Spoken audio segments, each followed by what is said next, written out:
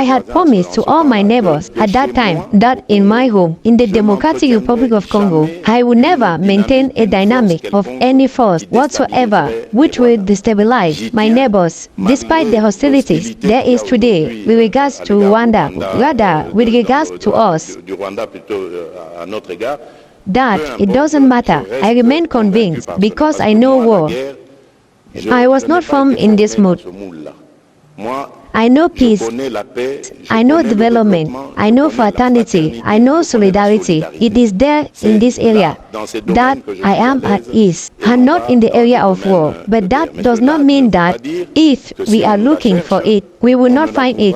If we want war, we will wage war. There is no problem because we have to defend ourselves. We know at the intention of some of our enemies, we are not going to let them do it. And I believe that they even began to feel that the Congo, who is defending itself today, is not that of yesterday.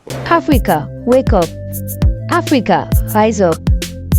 Africa, without borders. Please don't forget to like, share, and subscribe. Sir, of your mandate, you have assigned a tour of the neighboring countries. Very well. You were in Kigali, and when there was the funeral of the late Etienne Tshisekedi, your father, we saw Kagame coming to Kinshasa to console you. And when there was a volcanic eruption, shows that it remains a country which can open up to Congo in the event of a catastrophe. Therefore, as a neighboring country, we are obliged to live together. The two countries, the DRC and Rwanda, they must live together, totally agree. And towards the border, you took photos. Who seems to say there was an agreement that was signed. In this occasion, between you and President Kagame, you have just returned from Nairobi. In Nairobi, you were very strict. Rather, Addis Ababa. In Addis Ababa, you were very firm. There was no family pictures, no historic handshake, no direct meeting. The protocols arranged to put you away. So, we seem to have seen between the two presidents a distance, also between the two countries. Now the question, how to eliminate the pretext, because ultimately the FDLR has becomes a pretext which supports the expansionist vision of Rwanda towards Congolese territory. And can we also empty the pretext of President Kagame, who today thinks he is defending the cause of all Congolese Tutsi of Banyamulenge, whom he claims to be today, setting himself up as a fierce defender? Had there actually agreements signed on this occasion when there was volcanic eruption, and where, in short, with the joint military operation between the DRC and Rwanda in the notarized part? Marcel, you asked 3 questions. Mr. President, first, very quickly, I will tell you what had happened at the time to which you refer to Goma. It was not an agreement, it was an accord, a memo. It is an English abbreviation, which means Memorandum of Understanding. So we agree to open negotiation in order to reach an agreement, precisely to avoid the plundering of Congolese gold. So exactly what you hear today, we are first in gold. This cooperation that we made, what is it called? A joint venture. Thank you, Mr. Minister. We did through this primary firm in gold with the Emiratis, the United Arab Emirates. This is exactly what we should have done with Rwanda. And we immediately stopped when we realized the deception in this backstab. So, to return to FDLR, which you say, I hope that it is clear there is no agreement. I would also like to take this opportunity to put an end to this rumor which has made its way, and who would like to confirm the fact that the M23 was invited here in Kinshasa by me at a certain time, 2019. and that I have no contact with them. But on the other hand, I recognize that there were people of M23 representatives. Yeah, and it was at the time when we had as Minister of Interior, Mr. Gilbert Kakunde. It was him who came and spoke to me at the time, and I categorically refused to receive them.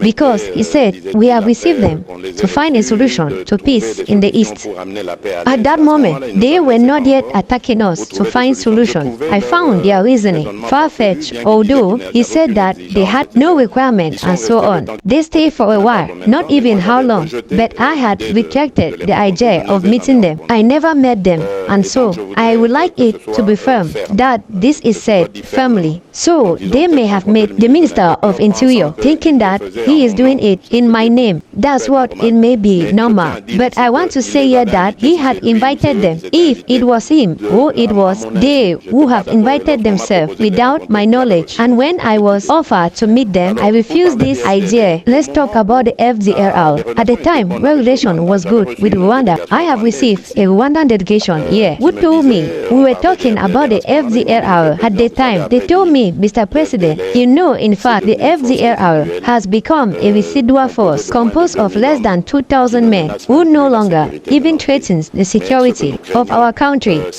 But what we hear is this ideology,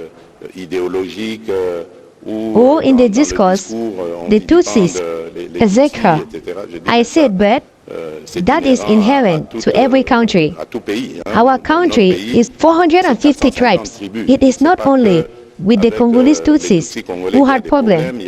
There are problems in, as we have seen it recently, the Kassians, the Loba of Kasai in Katanga. That's not why Angola, who also has Lubafon's population, get up one day to say that I am coming to Katanga to defend the Luba of Kasai, who are threatened. The Tikayaka have problems here. Congo-Brazzaville, which has them, as well as Gabon, does not wake up to say, yeah, we are going to defend the Tika. So it is totally a false story. We are a sovereign country. We are capable of defending our citizens, and we are able to secure them.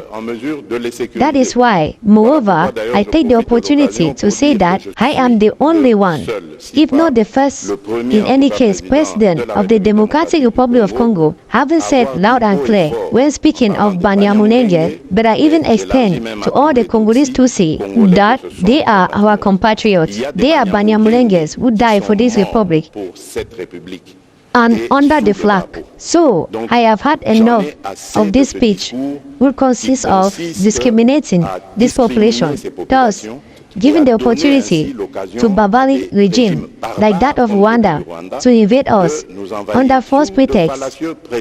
Because I must draw everyone's attention, and it is very dangerous to have this kind of speech. You are making the carpet of this criminal regime of Rwanda.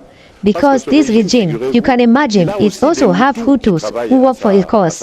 It also has Wasalendo who work for his cause that he has made. And he sent these people hunted down, violently massacred Tutsis to say Tutsis are in danger. So be careful, dear compatriots. I do not want that in the Democratic Republic of Congo that I control, thanks to your vote, that there will be discrimination as long as I am president of this country.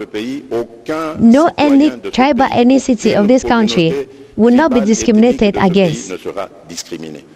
I want to say loud and clear, and I will not stop there. Other things, we have said it loud and clear. Moreover, since then, we have arrested an officer that in the army, we do not want any collaboration in any way with the FDLR, and that anyone who exposes himself in this type of misdeed will be persecuted and convicted, and this is the case. There was a general that was arrested, but we have not yet confirmed or suspected who having collaborated with the FDLR. So, it is to tell you that it is not out of fear of Rwanda that we are doing it. On the 9 neighbors that I visited, there again I believe that I must be the first person president of Democratic Republic of Congo to haven't done it. I had promised to all my neighbors at that time that in my home, in the Democratic Republic of Congo, I would never maintain a dynamic of any force whatsoever which will destabilize my neighbors, despite the hostilities there is today with regards to Rwanda, rather with regards to us. That it doesn't matter. I remain convinced because I know war.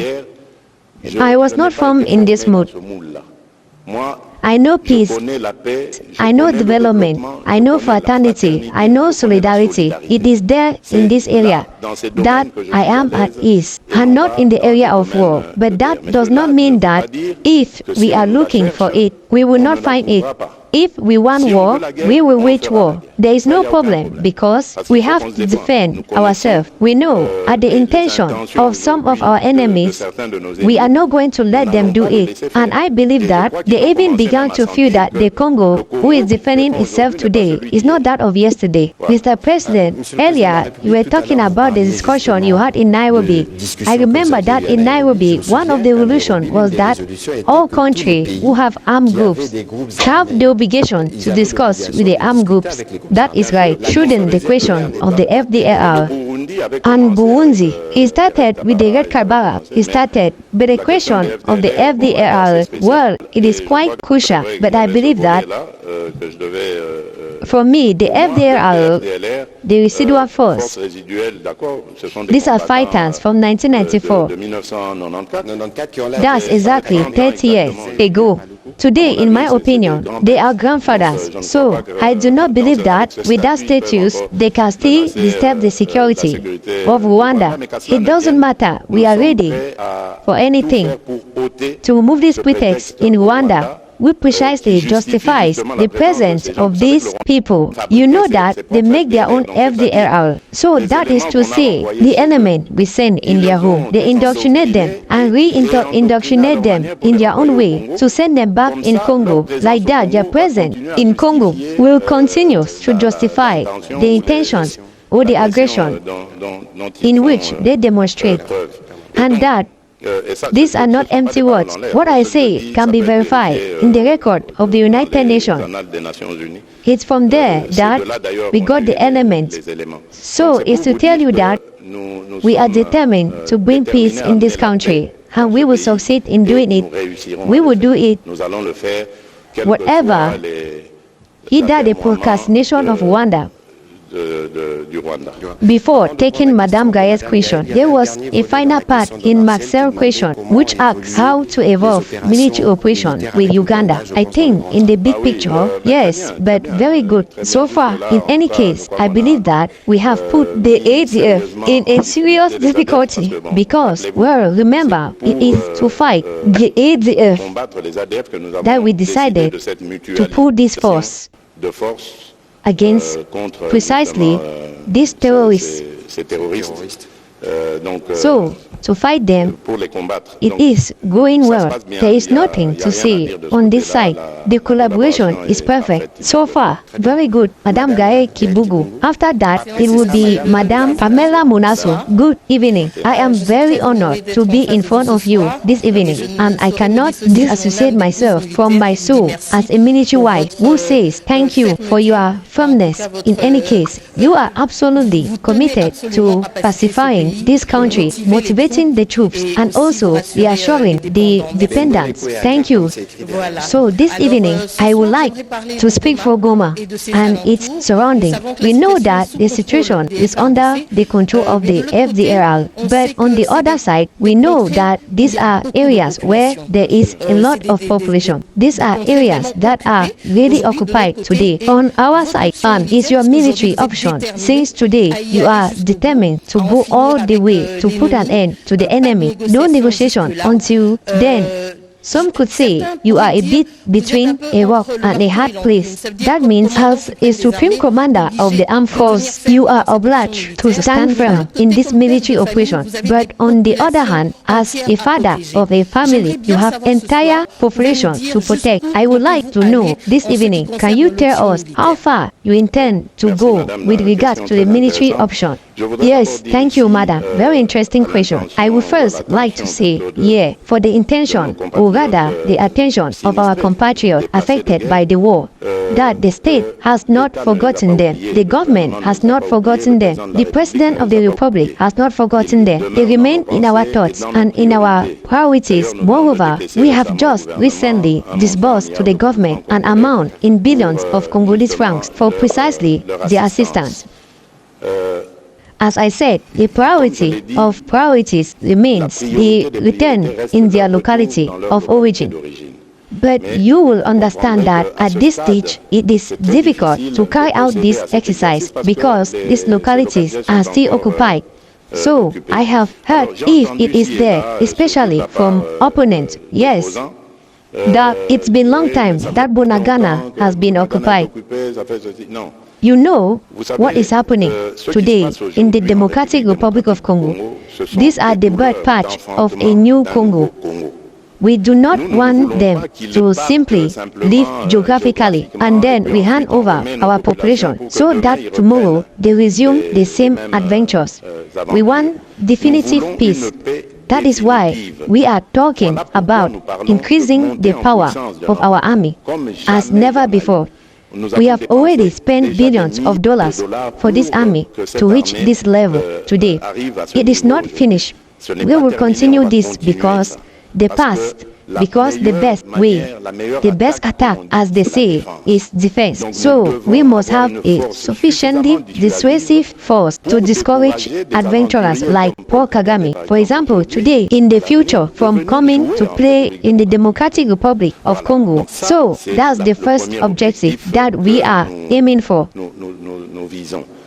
That's why it's very important to take the time we need. So we are not going to liberate Bunagana just to free him, so that afterwards we fall back into the same feeling. Then we must make sure that the population talk to each other. We must bring out this demon once and for all from division, because it is precisely because of this inter-ethnic tension between communities, which means that Rwanda has found a pretext to remain in Congo, destabilize the Democratic Republic of Congo, and continue the plundering of our resources. Because, in fact, that is the aim. Rwanda today is built thanks to resources. Let not be ashamed to say it. It is a truth. It is thanks to resources stolen from the Democratic Republic of Congo. They have no industry. Ask them. I saw it once we asked President Kagame the question. He was incapable. He was talking about a company for assembling tablets of things. Well, it's not with that you develop a country. So you understand that it is the fruit of the plundering of our resources, both minerals and agricultural products. And even more reason to vilify and condemn this attitude of the European Union, which signed an MOU with a France, because it is products stolen from the Democratic Republic of Congo that it is going to sell to the European Union. I wonder how they are going to do that. We will perhaps talk about it later. So, this is what I can tell you. I really want to reassure our compatriots. Forgotten, one day I make them this promise. They have returned home, but then there for a lasting and definitive peace, because it is this Congo that I want, this Congo which will turn towards its development, and we will have this Congo. You can trust me. Thank you very much. Africa, wake up. Africa, rise up. Africa without borders. Africa, continental free trade area. The time is now. Please don't forget to like, share and subscribe. Thank you.